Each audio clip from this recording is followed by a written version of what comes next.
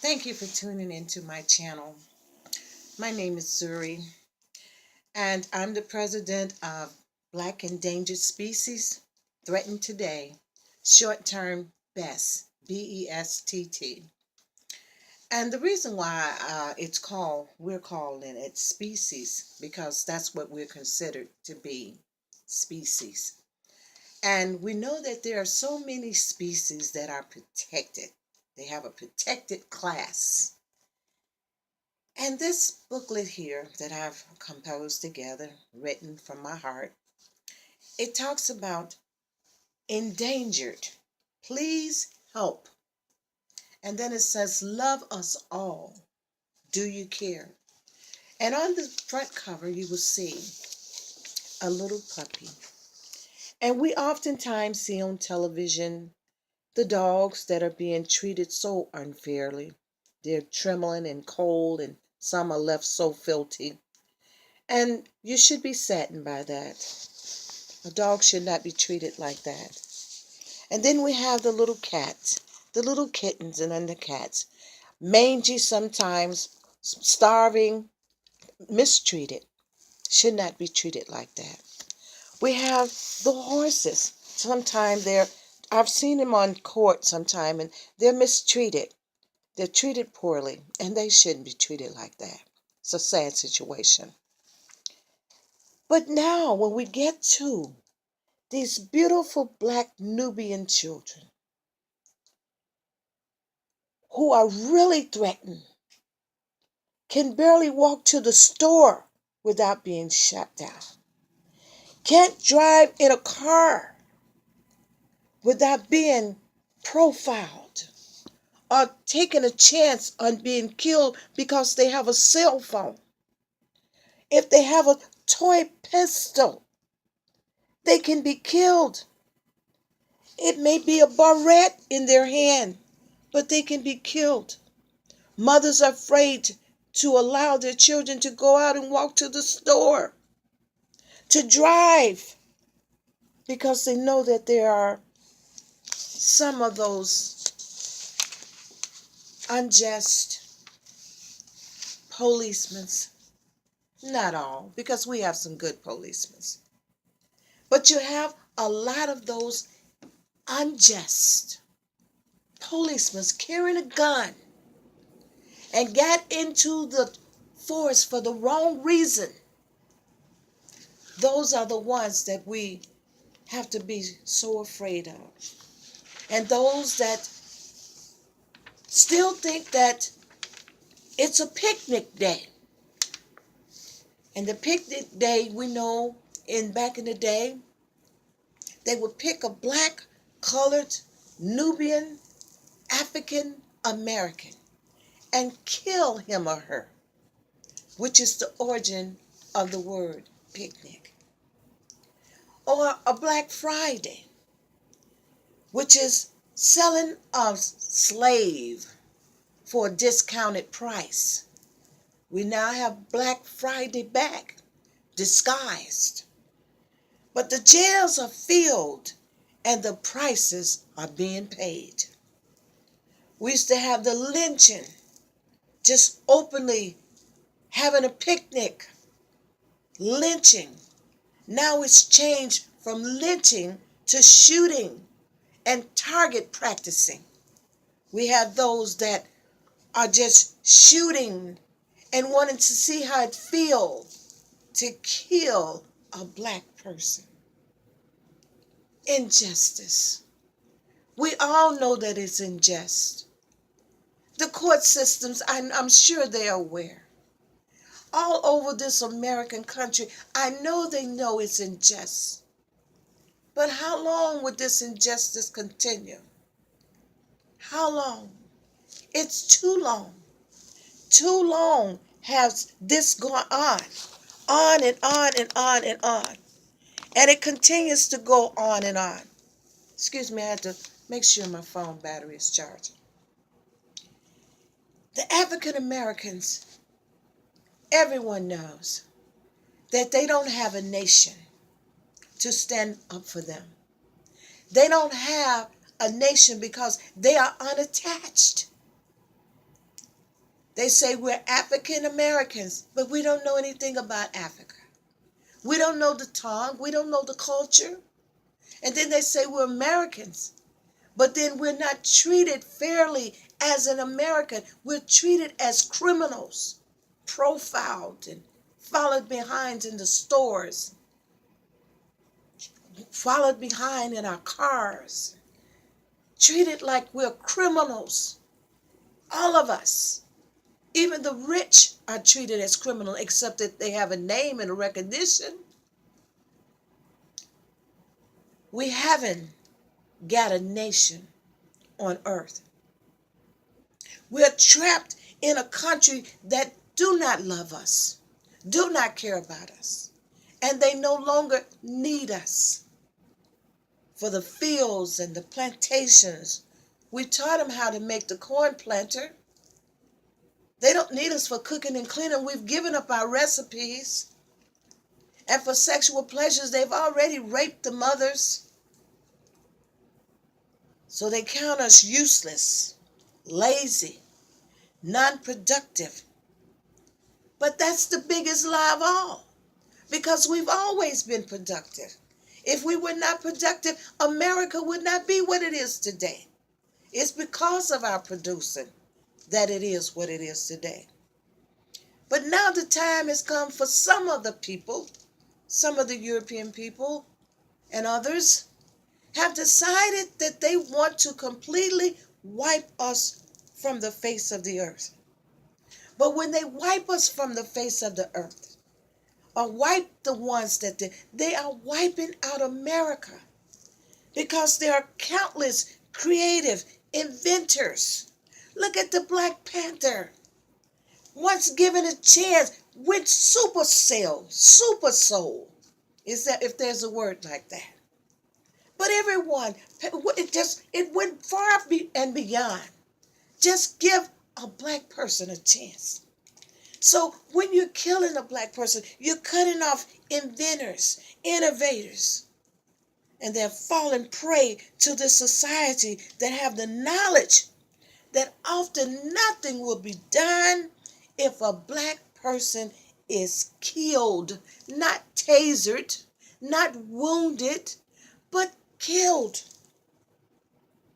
Although the Mexicans, the Asians, the Africans, and other races are not favored by some of the Europeans, but the African American is the race that is hated with rage and malice by so many of the European people. How do they get away with such treatment? Because they know the colored, Negro, Black, African American are unattached to any worldly nation. We don't have an African American nation. That is something that has been created over here in America. The bywords, we've been colored, we've been black, we've been Negro, we've been the bigger N word, and now they say we are African Americans. The system was not designed for African Americans to be treated fairly. I read that in my sociology book. In the minds of many Europeans, African Nubian people are not considered to be human. What is the class of a Nubian African American when listed and observed? Allegedly. Classes as it is experienced today. Turn your TV on. The European race is considered to be the first class. That's why we see them all the time over the television. Mostly every channel that you turn to. Second in order is the animal kingdom. The little dogs, the little cats, the little horses, and the endangered species as considered in wildlife. These are things that are second. And then when we go to the third class, We have the flying creatures, the eagles, the birds, the geese that walks the street. Don't hit them. Stop, brake. No matter how many cars is behind you, brake and let them take their time with all of their little ones and go across the street. And that's okay. The mixed races. And when I say mixed races, I mean the Mexicans, the Asians, the natives, the Africans, and others. And then last on the list is the ones that have stood beside America, fought beside her, given their lives, sweat, blood, and tears, time and efforts throughout the 400 and some years that we've been here. But they are last on the list. We are. Do not kill or hurt an animal, or you will be fined or face imprisonment. We know what happened when that man tormented, they say he tormented his dog. He was put in jail. For a black person, it is open season all day and throughout the night. And we call upon the Heavenly Father because we know we are the chosen people. We are the Israelites. He said we would be hated by all nations, and they all hate us. And we are scattered all over the land. And we are in Egypt again. Oh, yes, we are. So we call upon the Heavenly Father because we are His people and we are connected to the heavenly nation. Our kingdom is not of this world. And the Messiah proved it when He was here. It is the Messiah that was hung on the tree. And as we wept and cried as He was going to the cross, He said these words, "Daughters, don't weep for me, but weep for yourselves and weep for your children. For there will come a day when they'll say, blessed is the bare womb and the pap that never gave suck." These are the things that are going on today because of the heartless people.